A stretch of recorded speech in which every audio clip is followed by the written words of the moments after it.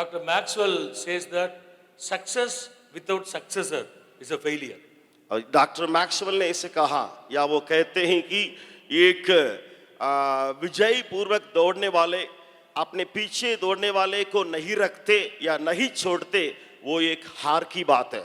We praise God that James has successor for several generations. James की सेवकाई के लिए मैं धन्यवाद देता हूं कि यहाँ आगे दौड़ने वाले जितने अगुवे हैं उनके पीछे कई एक छोटे या बड़े अगुवों को वे छोड़ के जा रहे हैं। The service, the kids service is amazing, wonderful. I thank God for the gifts that God has given to our kids. और किड्स सर्विस के लिए मैं धन्यवाद देता हूं, और इनको बनाने वाले या प्रशिक्षण देने वाले और इनको पालन करने वाले सबों के लिए मैं धन्यवाद देता हूं। It doesn't look like program or event, it looks like real. और ये एक ऐसा एक कार्यक्रम या प्रोग्राम जैसे दिखाई नहीं पड़ा, लेकिन ये ऐसे एक बहुमूल्य परमेश्वर के संगति में आके आराधना करने की भावना को दिखाई। So I appreciate all the kids who are involving in this program or in the Kids Sunday service. इसलिए मैं यहाँ जितने बच्चे हैं दोनों तरफ और नीचे, उनको मैं उत्साह करता हूँ और उनको मैं ग्रीटिंग्स देता हूँ कि इस प्रकार का आराधना में भाग लेने के लिए आप चलाए, हम बैठ के देखें। And James has developed several worship leaders, translators, preachers and missionaries, servants of God for the future ministries. भविष्य की सेवकाई के लिए जेम्स ने कई लोगों को, अगुवों को, मिशनरियों को, गाना गाने वालों को और वर्शिप में अगुवाई करने वालों को, प्रचार करने वालों को खड़ा करके रखी है। Since it's a Children's Sunday, I am going to focus on children. और हम जो है बच्चों को मन में रखते हुए उन बच्चों को लिए कुछ बातों को देने के लिए, शिक्षा देने के लिए हम केंद्र बना के रखते हैं। I request all the kids to follow me carefully, and I have few principles for you to remind. You know the principles already, but this morning the Spirit of God is going to remind you once again. और बच्चे की इस आराधना में मैं भी आपके लिए अभी ध्यान से सुनिएगा, बच्चे जो सामने हैं, कि आपके लिए परमेश्वर के वचन से कुछ सिद्धांत को, कुछ प्रिंसिपल्स को मलाने के लिए चाहता हूँ। When we read the Word of God, we understand God places high values on children. जब हम बाइबल के वचन को, परमेश्वर के वचन को बाइबल से पढ़ते हैं कि बच्चों के लिए परमेश्वर ने कई सिद्धांत को या कई कानून नियमों को इसमें छिपा के रखा है। Psalm 24:7 says that children belongs to God. भजन संहिता में हम पढ़ते हैं बच्चे जो है परमेश्वर के हैं, कहाँ वहां लिखा गया है। And 127:3 says that they are the gifts of God. 127 भजन संहिता और तीसरा वचन में हम पाते हैं बच्चे परमेश्वर का देन है या तोहफा है। Hundreds of people attended our wedding. और कई लोग जो हैं, सैकड़े लोग शादी की वैभव में भाग लेते हैं And presented precious gift to us. और वे आकर के शादी में बहुत बड़े बड़े गिफ्ट को दे के जाते हैं। But after several years, we don't keep all those gifts. लेकिन कई सालों के बाद जिस गिफ्ट को हम शादी में पाते हैं उनको अपने घर में रखते नहीं है। But God has given us a gift that is children. लेकिन परमेश्वर ने ऐसा गिफ्ट को दे रखा, उनका नाम है बच्चे बच्चे। That's why the word says that children is the gift of God. इसलिए परमेश्वर के वचन वहां कहता है कि परमेश्वर के जो गिफ्ट है ये बच्चे। Jesus always accepted children during his earthly ministry. यीशु मसीह की इस धरती की सेवकाई में वो बच्चों को हमेशा अपनाता, ग्रहण करता गया। You read the gospel, you will note that Jesus identified himself with the children. आप सुसमाचार किताब में पढ़ेंगे कि बच्चों के सामने या बच्चों के बीच में यीशु भी अपने को बच्चे के समान पहचान कराया। Dr. Virginia, one of the psychologists, she coined the word people making.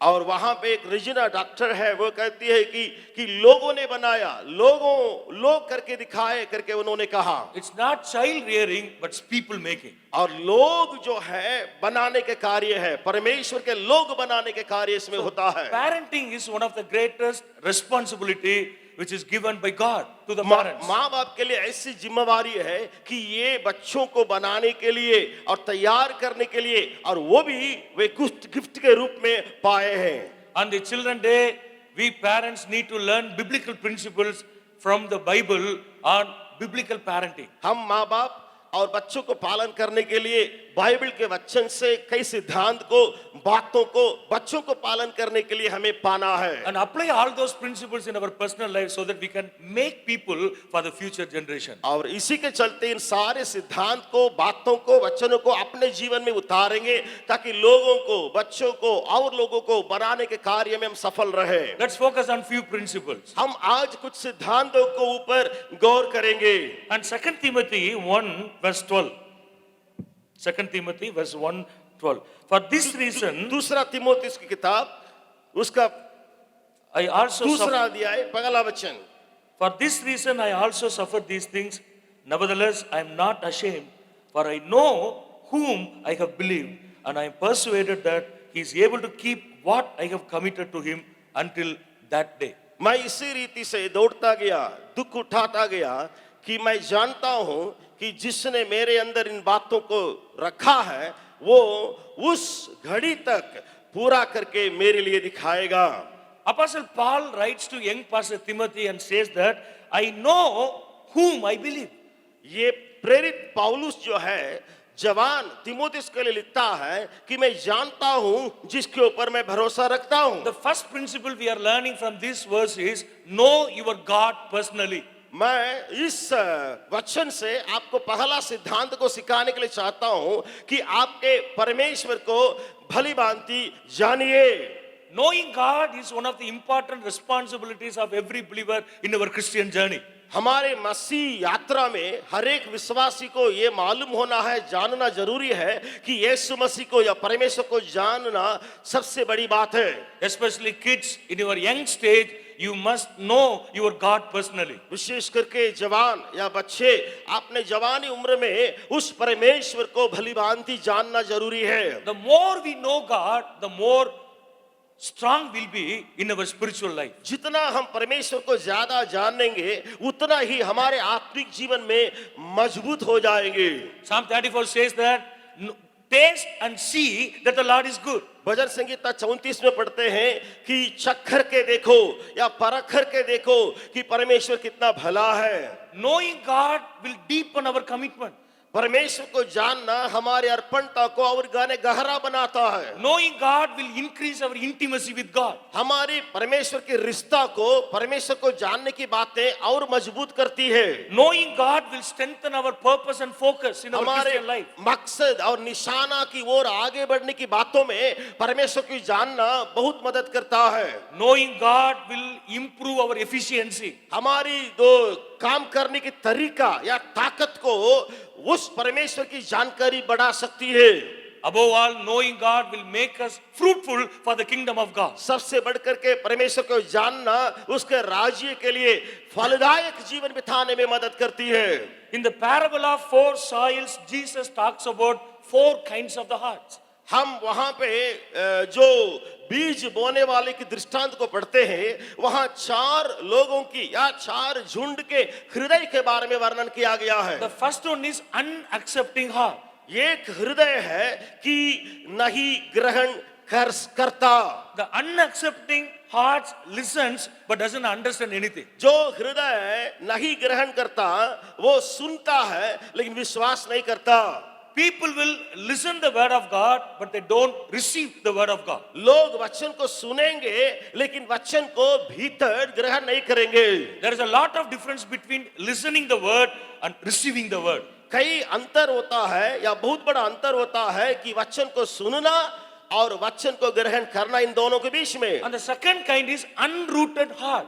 और दूसरा हम देखते हैं जड़ नहीं पकड़ा हुआ हृदय है। It listens, वो सुनता receives है with joy, और वचन को ग्रहण खुशी से करता है। but as there is no root, it lasts only for a short time. लेकिन उस मन में या उस हृदय में जड़ गहराई में नहीं होने के चलते वो डगमगा के गिर जाता है। And thirdly, unfruitful heart. और तीसरा मन या तीसरा हृदय ऐसे होता है कि न फलदायक मन। It listens, वो receives सुनता the है word, और वचन को ग्रहण करता है। but worries of the world distracts the people from the presence of God. लेकिन ये संसार की जो चिंता जो है उनके बातों को, जो वचन को सुन लिया है उसको बिगाड़ के अलग कर देता है। In the parable, finally, Jesus talks about understanding heart. और वहां पे हम देखते हैं एक और हृदय है कि बातों को समझने वाला हृदय है। Understanding heart receives, listens, receives, and understands everything in a proper way. ये समझदार हृदय ऐसे होता है, वो पहले वचन को सुनता है, फिर ग्रहण करता है, वो भीतरी रख करके और बहुत ही फलदायक जीवन बिताता है। As a result, it's fruitful for the kingdom of God. उसके कारण परमेश्वर के राज्य के लिए वो फलदायक जीवन बिताने में कामयाब होता है। You ask the basic question, how do I know or how can I develop the intimate relationship with God? आप प्रश्न पूछ सकते हैं कि मेरे रिश्ता जो परमेश्वर के साथ है उसको और मजबूत या और घनिष्ठ कैसे बनाया जाए? The simple answer is only through experience. मैं एक साधारण उत्तर उसके लिए दूंगा, वो केवल अनुभव के ऊपर अनुभव पाने के द्वारा। That's what the word says, that taste and see that the Lord is good. इसी के चलते परमेश्वर के वचन ने कहा है कि परख या चक्कर के देखो कि परमेश्वर कितना भला है। You know already two important things, the prayer and the meditation of the word will help us to know our God personally. आपको पहले से ये जानकारी है, मालूम है कि प्रार्थना करने के द्वारा और वचन को अध्ययन करने के द्वारा परमेश्वर के साथ की रिश्ता मजबूत होती है। We all know the power of prayer.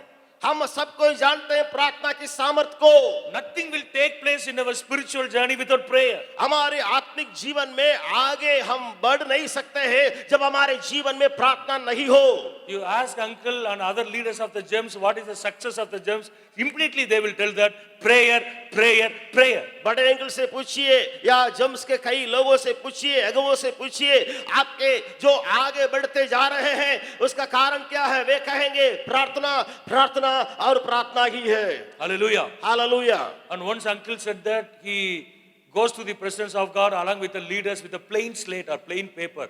They don't write anything. They sit and spend in the presence of God, and they will allow God to write something on the slate or paper, and immediately they are implementing everything. और वहां किसी ने कहा कि ये कुछ जन को लेकर के हम जाते हैं प्रार्थना करने के लिए, ये एक एम्प्टी खाली कागज को लेके जाते हैं, कलम को लेके जाते हैं, वहां प्रार्थना करते हैं, लेकिन परमेश्वर जब बोलेगा उसको लिखते रहते हैं, ना केवल लिखते हैं, उसको अपने जीवन में लागू करते हैं। Kids, I am telling you, go to the presence of God with empty slate. Ask God to write something for your future. Your future will be the bright, and your future will bring many people from darkness into wonderful light. मैं आपको सलाह दूंगा, परमेश्वर की उपस्थिति में एक empty या खाली कागज को, पेपर को लेके जाइए, वहां परमेश्वर के जीवन के लिए जो कुछ कहेगा उसकी उपस्थिति में उसको लिखिए और उसको अपना जीवन में लागू कीजिए। Know your God personally in the presence of God. परमेश्वर की उपस्थिति में आपके परमेश्वर को व्यक्तिगत रूप में जानिए। When you spend time in the presence of God, the God's presence will open the doors of heaven and brings all kinds of needed blessings in our lives. अगर आप परमेश्वर की उपस्थिति में खुले मन के साथ जाएंगे तो वहां स्वर्ग का द्वार प्रार्थना के द्वारा खुलेगा, और खुलने के बाद वहां से आशीषें ऐसे गिराई जाएंगी या दी जाएंगी आपके जीवन में जितना जरूरत है उनको पूरा करने के लिए। When you spend time in the presence of God, your spiritual eyes will be open so that you will have spiritual perspective for everything. आप अपने जीवन में प्रार्थना में और आगे बढ़िए ताकि आपकी आत्मिक जो भीतरी आंखें खुल जाएंगे और आत्मिक दर्शनों को आप पाएंगे। When you spend time in the presence of God and read and meditate the word, your hearts will be enlightened. अगर आप परमेश्वर के वचन को पढ़ेंगे, उपस्थिति में होके पढ़ेंगे, आपके मन जो है प्रज्वलित किया जाएगा। You will never bother about the challenges that you have been facing in your life. आपके जीवन में जितना चुनौतियां आएंगी या जितना समस्या आएंगी उनको देख करके आप कभी डरेंगे नहीं। Always know your God personally. इसलिए पहली बात यह है, अपना परमेश्वर को व्यक्तिगत रूप में समझिए, जानते जाइए। What is your prayer time? आपका प्रार्थना का समय क्या है? How many chapters you are reading every day? आपकी प्रार्थना का जीवन किस प्रकार होती है ताकि प्रतिदिन की अगुवाई को पा सके? Psalmist David says that I will obey to the commandments and decrees of my God. भजन संगीता का लेखक कहता है कि परमेश्वर का कानून, नियम, व्यवस्था को मैं पढ़ूंगा, ये मैं मानता रहूंगा। I will hide those things in my heart. मैं उनकी गुप्त बातों को, भेद की बातों को मेरे मन में छिपाए रखूंगा। I will trust his word. मैं उस वचन को ऊपर भरोसा रखूंगा। And he goes on saying that I will never forget the precepts of God. मैं जाके कहूंगा कि परमेश्वर के व्यवस्था को कभी मैं नहीं भूलूंगा। I will love the word. मैं वचन को प्यार करूंगा। And he says that, David says that I will walk according to the biblical principle. Dawood कहता है परमेश्वर के वचन के सिद्धांत के अनुसार मैं चलता रहूंगा। So this morning, especially on this Children's Day, Children's Service, you decide strongly to know your God personally. इसलिए इस बच्चों की आराधना में आपसे पहली सलाह यह है कि आपका अपना परमेश्वर को व्यक्तिगत रूप में जानते जाइए। And secondly, और दूसरी बात यह है, Daniel chapter 1 verse 8. दानियल नबी की किताब पहला अध्याय 8वां वचन। Daniel purposed in his heart that he would not defile himself with a portion of the king's food, nor with the wine which he drank. Therefore, he requested of the chief of the eunuchs that he might not defile himself. Daniel ने अपने मन में ठान लिया कि राज भोजन से अपना शरीर या मन को अशुद्ध किया करें, इसलिए उन भोजन को उसने मना करके साधारण भोजन से प्रीति रखे उसको लेना शुरू किया। Secondly, I would like to say that know your principles. मैं दूसरी पॉइंट के ऊपर जा रहा हूं कि आप सिद्धांत को, प्रिंसिपल्स को जानिए जीवन के लिए। If I ask you personally, what is your principle? What would be your answer? मैं आपसे व्यक्तिगत रूप में अगर पूछूंगा अपना जीवन का बहुमूल्य सिद्धांत क्या है, तो आपका जवाब क्या रहेगा? After going home, spend time, some times in the presence of God, learn at least few principles and write it down somewhere so that you can practice all those things in your life. आप यहां से विदा होके जब घर जाएंगे, एक paper में जो जीवन के सिद्धांत को लिखिए बाइबल के वचन के अनुसार और कहिए कि मैं इन बातों को अपना जीवन में लागू करके दिखाऊंगा। What is the driving force in your spirituality? आपके आत्मिक जीवन को चलाने वाली ऊर्जा या ताकत कौन सी है? You read every character in the Old Testament and the New Testament, everybody has got principles. आप पुराने नियम के लोगों को देखिएगा, नए नियम के बाइबल के लोगों को देखिएगा कि उनके हर एक जीवन में बाइबल से कई सिद्धांत को अपनाए। Noah had the principle to do whatever God had commanded him. As a result, he could save his entire family. शुरू में नूह के जीवन में एक सबसे बड़ा सिद्धांत को सीखते हैं कि उसका मन में यह ठाना गया कि जो कुछ परमेश्वर कहेगा उसको मैं करूंगा। Joseph had a principle that he would never do anything against God. So that he could keep himself as a pure man, he was elevated in the country. उसके बाद यूसुफ के बारे में पुराना नियम में पढ़ते हैं, अपने जीवन में ठान लिया कि परमेश्वर के विरुद्ध में कभी पाप न करूंगा, मैं पवित्र जीवन बिताऊंगा, इसलिए उस पूरे देश में वो ऊंच पदवी में उठाया गया। Moses, a successful great leader, had a principle that he would plead for his people. He would have compassion for his people, though they were arrogant and rebellious against him. मूसा के जीवन में ऐसे सिद्धांत को अपनाया कि लोग हठीले थे, लोग ना मानने वाले थे, लेकिन उनके लिए विनती किया करता था, उनके लिए तरस खाता था, उनके लिए परमेश्वर से प्रार्थना करता था। Esther had a principle to enter into the king's presence without invitation. आपको मालूम है एस्थर के पास एक सिद्धांत थी कि वो राजा के उसके भीतर चली गई और जाकर के विनती करने के लिए एक सिद्धांत को रखती थी। Job had a principle that he would never look at a woman lustfully. और वहां पे Job. अय्यूब के बारे में हम देखते हैं, उसने कहा मैंने स्त्री को नहीं देखने के लिए, कुदृष्टि नहीं डालने के लिए मेरे आंखों के साथ मैंने वाचा बांधी है। Nehemiah had a principle to take care of the business of God, though he was living in the comfortable zone. Nehemiah के बारे में देखिए, एक सुविधादायक आरामदायक जगह में जी रहा था, लेकिन उसको छोड़ के जहां बातें टूट गई है, जहां बातें लोगों को रुला रहा है, वहां जाकर के उसने सेवकाई किया। Daniel had a principle not to defile himself by the food. यहाँ हमने देखा दानियल के बारे में कि उस भोजन से, उस भोजन की वस्तु से अपने को अशुद्ध होना वह नहीं चाहता था। The prophets in the Old Testament had the principle to tell whatever God had commanded them to tell. पुराना नियम के जितना भविष्यद्वक्ता को देखिएगा, जितना नबियों को देखिएगा, उनके अंदर एक ही सिद्धांत बनाए रहा कि जो कुछ परमेश्वर कहेगा उसको वे करते थे। Apostle Paul had a principle to share the gospel, to plant the church wherever he went. प्रेरित पौलुस से पूछिएगा, वो कहेगा कि परमेश्वर मेरे अंदर ये नींव डाली है, ये सिद्धांत दिया है कि जगह जगह जाकर के कलीसिया को स्थापना करे। What is your principle? आपका सिद्धांत क्या है?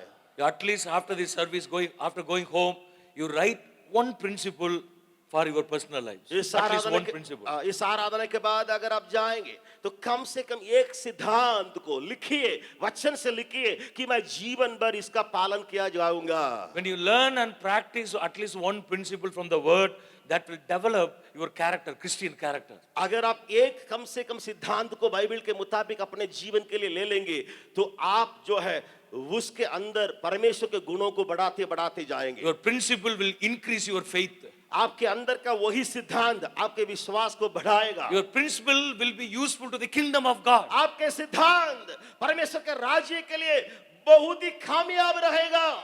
Know your principles. और दूसरी बात यही हम देखें कि सिद्धांत को जानिए। And thirdly, और तीसरी बात यह है 1 Corinthians chapter 9 verses 25 and 26. पहला कुरिन्थियों 9वां अध्याय 25वां 26वां वचन। पहला कुरिन्थियों 9 25 और 26। 1 Corinthians 9, 25 and 26. हर एक पहलवान सब प्रकार का संयम करता है। वे तो एक मुरझाने वाले मुकुट को पाने के लिए ये सब करते हैं, परंतु हम तो उस मुकुट के लिए करते हैं जो मुरझाने का नहीं। इसलिए मैं तो इसी रीति से दौड़ता हूँ, परंतु लक्ष्य इन नहीं। मैं भी इसी रीति से मुक्कों से लड़ता हूँ, परंतु उसके समान नहीं जो हवा पिटता हुआ लड़ता है।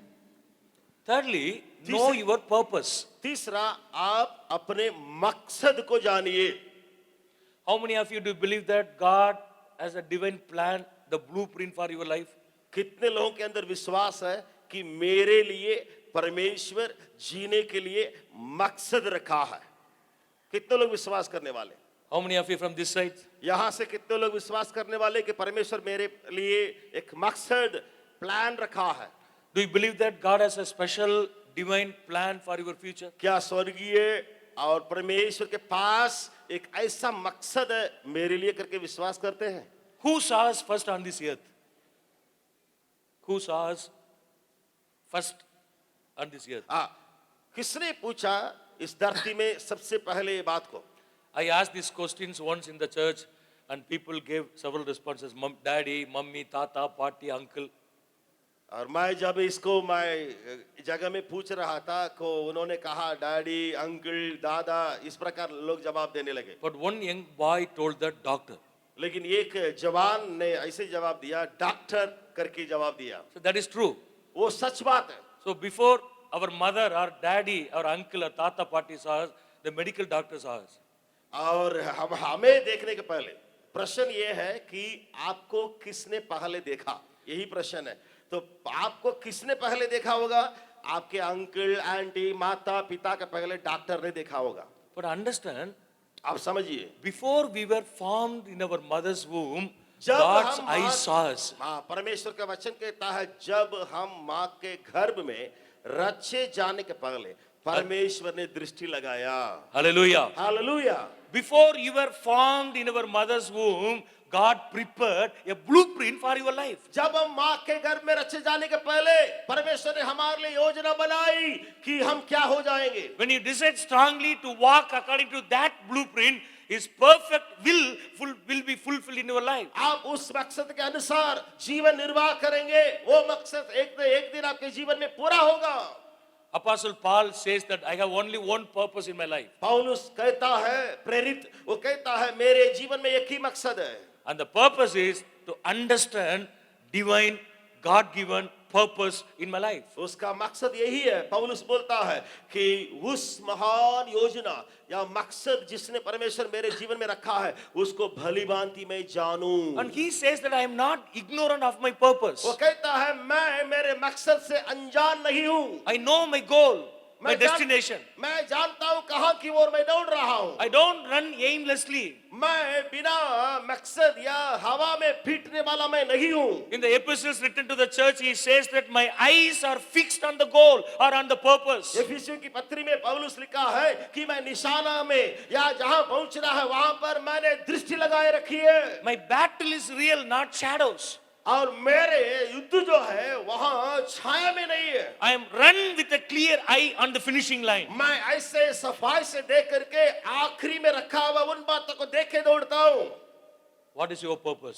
आपके मकसद क्या है?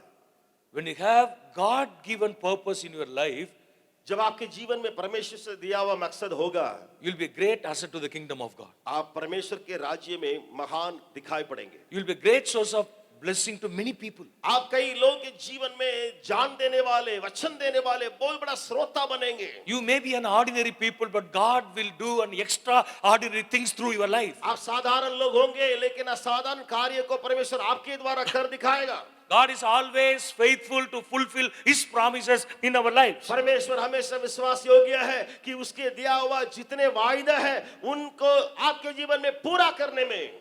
So know your purpose. इसलिए आप अपने मकसद को जाने। Know your purpose of existing on this earth. इस धरती पर मैं क्यों पैदा हुआ उसके लिए मकसद को जाने। Know your purpose of studying in the GEM school. James school में मैं क्यों पढ़ाई कर रहा हूं, कर रही हूं, उसका पीछे का मकसद को जाने। Know your purpose to stay in the safe homes. आप सेफ होम्स में जो पढ़ रही है या रह रही है उसके लिए मकसद को जाने। Know your purpose in studying theology or the word in the training centers. आप ट्रेनिंग सेंटर में, बाइबल कॉलेज में या बाइबल ट्रेनिंग स्कूल में जो बाइबल की बातों को पढ़ रहे हैं उसके पीछे का मकसद को जीवन के लिए जाने। When you know your purpose, one day you will bring thousands of people from darkness into wonderful light. अगर आप मकसद को जानेंगे तो ऐसा कई डॉक्टरों को, कई लोगों को इस संसार में खड़ा करने वाले जीवन If there is बनाएंगे। no purpose, there will be no focus. अगर मकसद नहीं जानेंगे तो आपके लिए फोकस नहीं रहेगा। If there is no purpose, there will be no directions to move further. अगर आपके लिए मकसद नहीं रहेगा, जाने के लिए कोई रास्ता ही है ही नहीं है। If there is no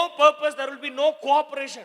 अगर आपके पास मकसद नहीं है तो आपके लिए सहयोगिता नहीं मिलेगा। If there is no purpose, you will have depressions and stress in your personal life. अगर आपके पास मकसद नहीं रहेगा आप निराश हो जाएंगे, चिंता में पड़ते जीवन बिताएंगे। If there is no purpose, you will be creating problem in the place where you are living. अगर आपके पास मकसद नहीं है तो आप जहां रखे हैं वहां समस्या को आप खुद खड़ा कराएंगे। And we need to understand from biblical perspective that everyone has been given a purpose for our lives. Bible के उस दृष्टिकोण से आपको समझना यह है इस संसार में हर एक परमेश्वर के संतान के लिए मकसद रखा गया है। But the saddest part is not everyone uncovers their God-given purpose in their lives. लेकिन दुख की बात यह है कई लोग, परमेश्वर के लोग उस मकसद को अभी तक अपने में ही छिपा कर रखे हैं। So in the early stage, you ask God to reveal His divine purpose for your life. इसलिए God will do it sincerely. छोटे उम्र में या जवान उम्र में परमेश्वर से प्रार्थना कीजिए, प्रभु मेरे अंदर छिपा हुआ मकसद है, योजना है, उसको खोल के दिखाइए ताकि मेरी आंखें उसे देख सकें। And fourthly, चौथी बात, Galatians chapter 1:14. गलातियों की किताब पहला अध्याय 14 वचन। Galatians chapter 1:14. गलातियों की किताब उसका पहला अध्याय 14 वचन को पढ़ लेंगे। अपने बहुत से जाति वालों से जो मेरी अवस्था के थे यहूदी मत में अधिक बढ़ता जाता था और अपने बाप दादों की परंपराओं के लिए बहुत सी उत्साही था। And Apostle Paul says that, and I advanced in Judaism beyond many of my contemporaries in my own nation. पौलुस कहता है अपने बहुत से जाति वालों से जो मेरी अवस्था के थे यहूदी मत में अधिक मैं बढ़ता जाता था। You look at the word contemporaries. वहां देखिएगा जितना जो जाति वालों की जो बातों की अवस्था थे। And I would like to say that, know your peer group. और मैं ये जानना चाहता हूं, पहले आपको जो पास में जो खड़े हैं लोग, आपको जो देने वाले लोग हैं उन लोगों को जानिए। So you, most of you, the adult may know the classification of the generations. और बड़े लोग जो है वे जानते हैं जो जनरेशन को बांटा गया And- है and this- और ये लोग जो है ये लोग जो बैठे हैं And this generation is called Gen Alpha. और ये जनरेशन को ऐसे कहते हैं जन अल्फा करके. People who are born in between 96 to 2010 is called Gen X or Gen I. Generation I or Generation Z. जन आई या जनरेशन जेड करके कहते हैं 2000 बाद या 2000 के बीच में तो जो लोग पैदा हुए उन लोगों को. And most of the kids belong to Gen Z or Gen Alpha. और यहाँ के कई जो किड्स है बच्चे हैं वे जन अल्फा या जन आई जनरेशन के हैं. And technically they are called digital natives. और उनको ऐसे कह सकते हैं डिजिटल को अपनाया हुआ डिजिटल नेटिव्स के लोग हैं. The previous generation is called digital immigrants. और इसके पहले का जो पीढ़ी है उनको कहते हैं डिजिटल इमिग्रेंट्स करके. And they are addicted. I am not talking about these kids, but I am talking about kids in general. They are addicted to the media and the social networks. मैं यहाँ के बच्चों के बारे में ज्यादा नहीं बोल रहा हूँ, आमतौर से बोल रहा हूँ. तो वे जवान जो है या वे बच्चे जो है जो मीडिया में बहुत ही आकर्षित है. And they have open mind and they have experimental mindset up. और उनके अंदर ऐसे खुला मन है कि जो दिखता है उसको लागू करने का. And parents need to understand that always they are asking why. If the proper answer is not given to them, they will never obey. माँ बाप को ये समझना जरूरत है कि ये बच्चे जो है हमेशा क्यों होता है करके प्रश्न उठाते हैं और उसका जवाब सही जवाब अगर नहीं हम देंगे तो वहां बर्बादी होगी. And research says that the suicidal tendencies are many suicides are taking place in this generation. और ये कैसा अखाड़ा इस प्रकार कहता है कि ये जो जनरेशन दिखाई पड़ रहा है बच्चे जो दिखाई पड़ रहे हैं जवान जो दिखाई पड़ रहे हैं इस पीढ़ी में ही ज्यादा आत्मकुशी या आत्महत्या की बातें होती है. See, in the UKG classroom, teacher asked the question, UKG में टीचर बच्चे से एक प्रश्न पूछी. tell 3 basic things for our human survival. जीने के लिए मनुष्य जीने के लिए बच्चा तुम बोलो 3 बातों को जिससे मनुष्य जी सकता है. So बोलो करके she has given the clues. उन्होंने कुछ क्लूस दिया जवाब के लिए कुछ बातों को बताई. F. यफ करके teacher F for food. F food करके कहा. W for water. W water. A for air. ये यार. So after giving the clues, the ये teacher तीनों- asked the question again. ये तीनों क्लू को देने के बाद टीचर ने फिर उस प्रश्न को रखा. तीनों क्लू दिया गया है. The 3 basic things for human survival. ये मनुष्य संसार में जीने के लिए यानी जान को बचाने के लिए क्या है? 3 And one बातें. young boy immediately replied, Facebook, WhatsApp, Android. Facebook, WhatsApp, Android. ये तीनों ये डब्ल्यू एफ से एक जवान एक लड़का ने जवाब दे दिया. So that's why this generation is called digital natives. इसलिए यहाँ के जनरेशन को अभी कहते हैं digital natives. And one young boy asked in the Sunday school. Sunday school में एक जवान ने पूछा. Sunday school akka talks about John 3:16. Sunday school में दीदी आंटी पढ़ा रही थी यूहन्ना 3 अध्याय 16 वचन को. And the boy asked Akka, if वो लड़का ने पूछा दीदी जी if God so loved the world, अगर परमेश्वर ने संसार से इतना प्रेम किया तो why did he send his son? उसने क्यों अपना बेटा को भेजा? He himself should have come. उस पिता या परमेश्वर को खुद आना चाहिए था. Even in the Bible college, students don't ask such questions. ये बाइबल कॉलेज में पढ़ने वाले बच्चे या जवान भी ऐसा प्रश्न नहीं पूछ सकते थे. Akka has no answer for this boy. लेकिन दीदी के लिए जवाब देने के लिए कोई जवाब नहीं रहा. See, if God loves the world, he himself should have come. He should not send his son. उस जवान ने जवाब पूछा प्रश्न पूछा कि अगर परमेश्वर ने संसार से प्रेम किया तो परमेश्वर को खुद आना चाहिए क्यों बेटा को भेजा. Brother Ashish told once about Ethan. You know, Ethan is very smart. आपको मालूम है ईतन जो है बहुत छोटा लड़का है. आशीष ने ईतन के बारे में एक दिन कहा And one day night he asked Ashish to go with him to the restroom. और एक दिन उस बेटा ने कहा आशीष के रेस्टरूम में जाने के लिए. And Brother Ashish told that you go, Jesus is with you, don't fear, you go. Restroom में जाने के लिए तो ईतन से जवाब दिया आशीष जो है तुम जाओ ना क्योंकि यीशु तुम्हारे So साथ है. he doesn't want to go alone. वो ईतन जो है अकेले नहीं जाता था, जानने के लिए चाहता था, जाने And के he लिए। replied to Ashish telling तो that, तुरंत वो ईतन ने जवाब दिया उस आशीष के लिए, Daddy, today is the Friday. आज डैडी आज फ्राइडे है, शुक्रवार है, Jesus is hanging on the cross. He cannot come with me. यीशु मसीह को क्रूस पर लटकाया गया, शुक्रवार का दिन है, यीशु मेरे साथ उस रेस्टोरेंट में नहीं आएगा। You see the thought process of the people, young people. देखिए जवानों के अंदर ऐसी ऐसी बातें आजकल मन में हो रही है। देखिए Parents need to understand that they need a mentor, not an advisor.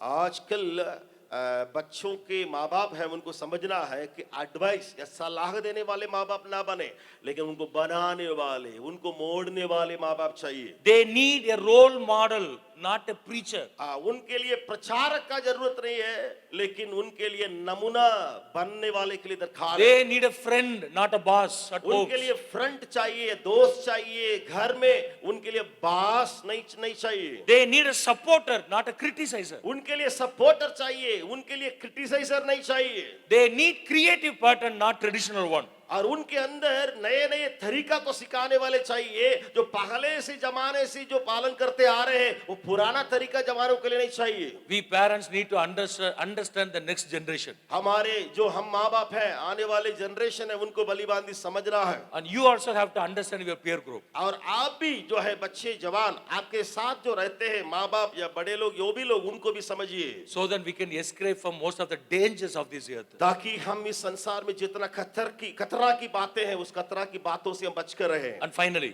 और आखिरी में 2 Corinthians 2:11.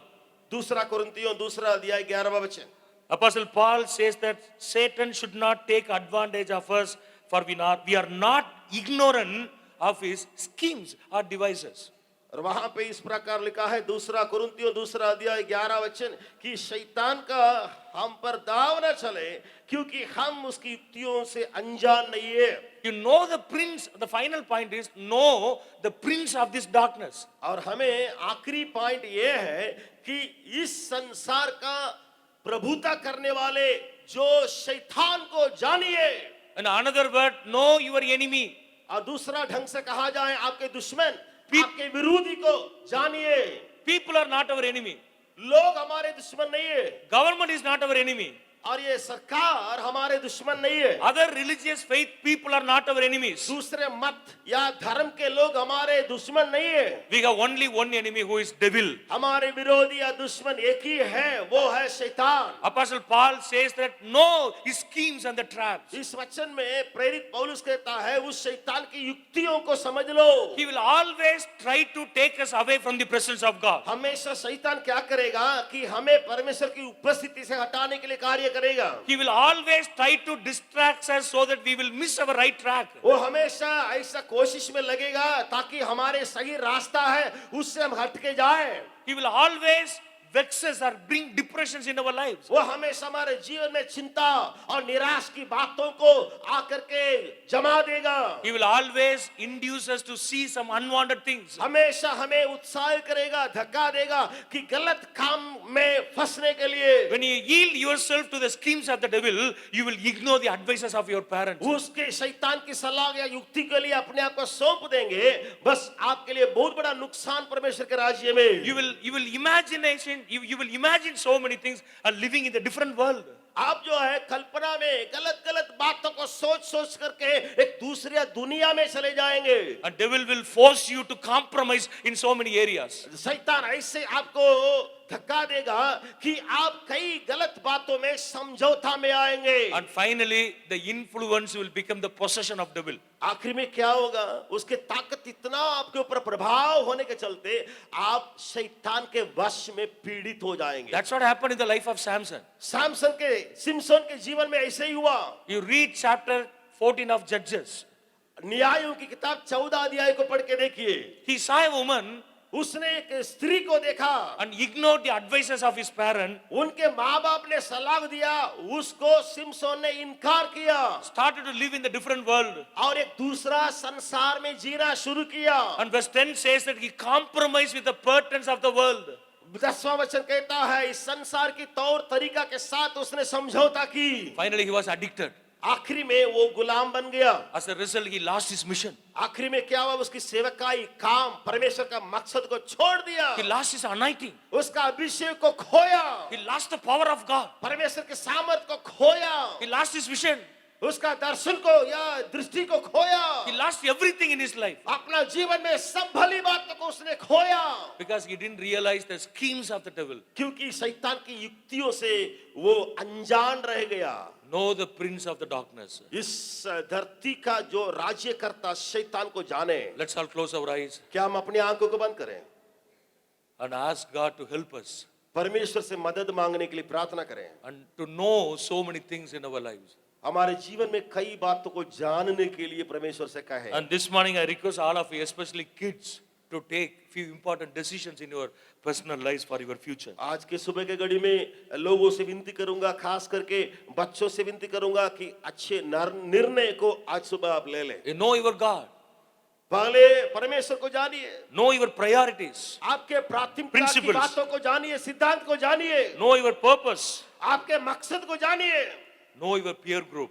आपके चारों तरफ लोग हैं उनको जानिए। And know the prince of the darkness. आखिरी में इस संसार में राज्य करता उस शैतान को जानिए। When you decide to walk according to the biblical pattern or biblical principles and Christian ethics, and you'll be a great source of blessing to the kingdom of God. God will use you mightily to touch and transform several lives in the future. Bible के सिद्धांत के अनुसार, वचन के अनुसार, व्यवस्था के अनुसार जीने के लिए आप शुरू करेंगे।